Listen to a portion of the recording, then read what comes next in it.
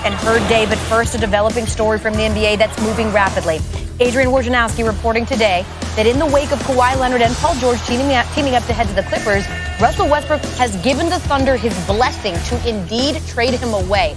Woj had reported that discussions between Westbrook's agent and the team had begun over the weekend about the former MVP's future. These days, we just keep a roving camera on Adrian Wojnarowski. Right now, he's joining us live from the Summer League in Las Vegas. Why is this situation, Woj, with Westbrook gotten to this point? Al, the trade of Paul George to the Clippers for 5 first-round picks over the weekend, and the fact that Oklahoma City is no longer in championship contention, it's moved Russell Westbrook to let Sam Presti, their general manager, know that he welcomes this process of finding a trade for him. The two sides, Westbrook and his agent, Thad Boucher, and Sam Presti, they've been together 11 years. Russell Westbrook will go down, certainly is probably the most popular player in Thunder history, but both the team and Westbrook are ready to move on, and I'm told they'd like to try to find something sooner than later. They don't want this to drag out if they can help it. Okay, so speaking of not wanting this to drag out, are you hearing anything about a potential timeline when we could see a done deal? Well, it's going to be a complex trade because of the money owed Russell Westbrook. 4 years, $170 million. Not every team in the league's in position to be able to put a deal together to make the money work. One team that has interest, I'm told, in Westbrook, and the interest is mutual, are the Miami Heat. But having interest in a possible deal and being able to execute it are still going to be two very different things. The Thunder already traded away Jeremy Grant. I think it's pretty rare, Woj. You'd probably agree that in the matter of 3 or 4 days, we've seen an entire franchise essentially resign themselves to the fact they are no longer a contender and they are in total rebuild mode. So the Thunder already have a ton of picks. And then, of course, there's a potential haul for Westbrook. They just got 5 first-round picks from the Clippers for Paul George and the right to swap picks with the Clippers in 2023 and 2025. So essentially, and I need you to listen to this, potentially OKC could have 13 first-round picks in the next 7 drafts. What? All right, you heard Carl mention it. Still to come on SportsCenter. Manic. The Kawhi's camp at the very beginning saying they didn't even want to speak to the Lakers general manager, Rob Pelinka. That tells you something about the organization. The fact that they did most of their recruiting with Magic Johnson, who quit the organization in a huff, that tells you something about it. And I think LeBron's also a factor because, again, Kawhi wanted to play with a superstar. He's had 2 of them with the Lakers. He didn't need to go get somebody. There was 2 right there for him. He wanted to win a championship. He could have had one. He could have waltzed to one with the Lakers. So I think there's enough of the Lakers, enough of him to go around, and enough of part of the Lakers turned him off because it would have been a perfect fit there. Everything he wanted was with the Lakers, and he chose. And if he chose Toronto, it would have been different. But he chose to walk down the hall. He chose to walk 3 doors down the Staples Center tunnel there to dress in a different locker room where they've never even been to an NBA conference, Western Conference Finals, where they've been in his shadow for 35 years out here. Right. So again, great for the Clippers, bad on the Lakers. So I think now I know the answer to this question, but I felt determined to ask you this. I love this hypothetical because I think it tells us the answer. And again, I think I know where you're going to go. But let's play a hypothetical for a minute, Bill. Let's say the Lakers never pulled off the trade for Anthony Davis. That it's LeBron James, it's the young guys, it's still all the draft assets. Do you think Kawhi would have chosen to go there if it wasn't already on the verge of being a super team? If it just been LeBron and he could be the guy who was either 1 or 2, probably 1, Kawhi, but he wasn't joining a super team. See, I wonder if he just rejected the idea of being a super team and being a joiner. And if they'd never made the move for AD, might it in some weird way actually increase their chances of getting Kawhi? I don't know. I think that takes the Laker front office off the hook a little bit. I just think if obviously he was trying to get Kevin Durant to come to that would have been a super team. He was trying to get Durant. He was trying to get Kyrie Irving. He settled. I mean, as the news keeps coming out, I feel bad for Paul George. It turns out he was maybe the third choice, Kawhi's third choice. No, I think even if they just had LeBron and everything was set for him, they still have a general manager who obviously Kawhi's camp did not trust in the beginning. They had the biggest icon in the franchise history had walked out of the room and didn't want to be part of the franchise anymore. They had a head coach situation that was completely botched. I mean, Doc Rivers this is another thing. Doc Rivers probably closed this deal. That's what our understanding is. Doc Rivers closed the deal for Kawhi.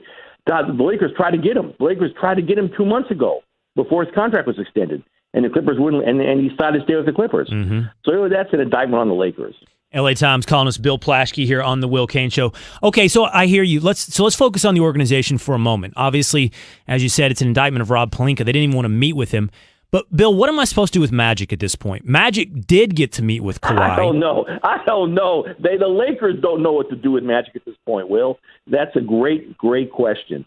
They love him. Everybody in town, he's an icon. He belongs to the world. But he has, his reputation here has taken a beating because, again, the way he left the organization and the way he recruited, he was a rogue recruiter. I mean, he was, do you really want him speaking for the organization when he's called them backstabbers, when he said they're in chaos? Do you really want him to do that? And you have to understand, a lot of people out here are young enough who have never seen him play, and his whole reputation is as a basketball executive. And that's not a great reputation. So the Lakers are kind of stuck because they know he's part of them, he's part of their DNA, but he's also kind of gone rogue on them, and they're not quite sure what to do with it, how to handle that. Yeah, it's really hard to figure out. Because maybe the problem is, Bill, we framed this as Pelinka versus Magic when both of them are guilty. Both of them are to blame for the Lakers' losses here. I mean, if Magic is the recruiter, if he's the closer, where is the closing? It didn't happen with Kawhi. And the other thing is Kawhi, the most secretive guy in the NBA, somehow all the information comes out about the Magic Lakers Kawhi meeting. It's like this was bungled from the start on getting Kawhi to not LA, but to the Lakers. They don't, yes, absolutely. In fact, that played a role in it. The fact that Kawhi, everything was quiet except the part where Magic had talked with Uncle Dennis. Now, why is that not quiet? And I think that bothered Kawhi's camp. No, I think absolutely. But you go back, if you want to look at real fault here, you go back to February of 2017 when Jeannie Buss, took control of the team.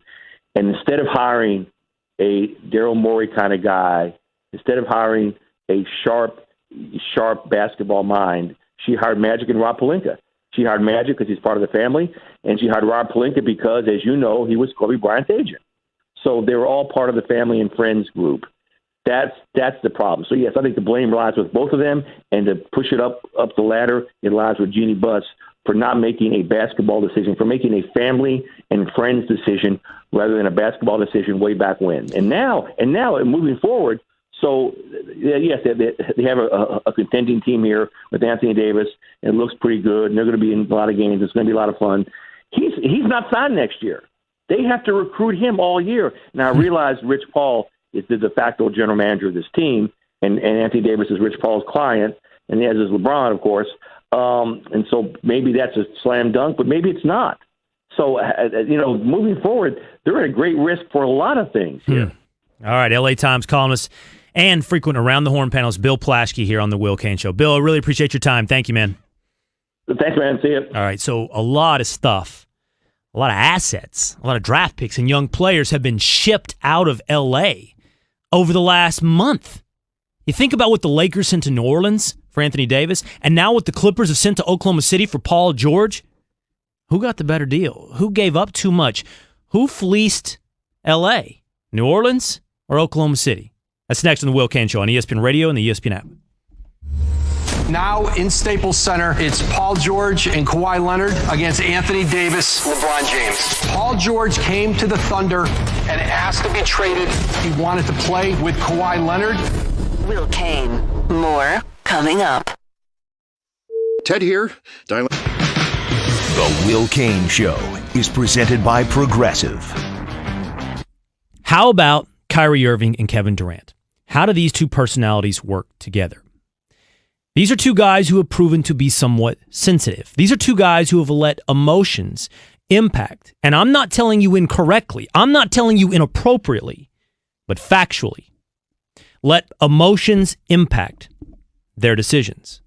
So how are their combined emotions going to affect together? I believe Brooklyn and Golden State are different.